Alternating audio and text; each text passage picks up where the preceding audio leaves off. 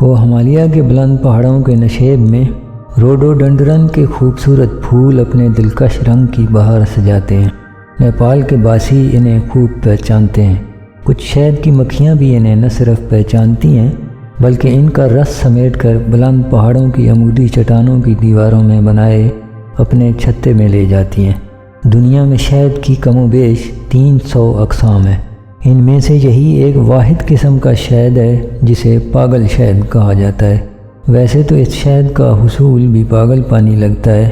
جب ان بلند و بالا چٹانوں سے رسی کے ذریعے لٹک کر یہ شہد اتارا جاتا ہے تو ذرا سی غلطی کا نتیجہ موت ہو سکتا ہے، لیکن پاگل نام اس شہد کی تاثیر پر پڑا کیونکہ اس کے استعمال سے نشہ ہوتا ہے اور بندہ بیکی بیکی باتیں کرتا ہے۔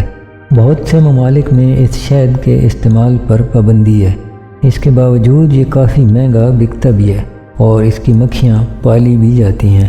ہم سب کو پتہ ہے شہد صحت کے لیے بہترین چیز ہے، حلال ہے اور زمانہ قدیم سے اس کا استعمال ہوتا آ رہا ہے، لیکن کیا یہی حکم اس پاگل شہد کے لیے بھی ممکن ہے؟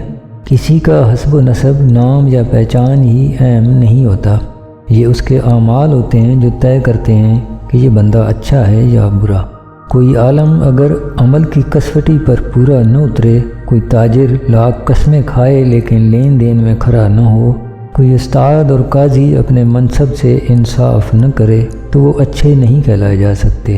ہمارے آس پاس آج کل جو معاشرتی ہیجان برپا رہتا ہے، چیخ چیخ کر بتا رہا ہے کہ اس معاشرے کے سرکردہ افراد اپنے نام اور عہدوں کے ساتھ انصاف نہیں کر رہے۔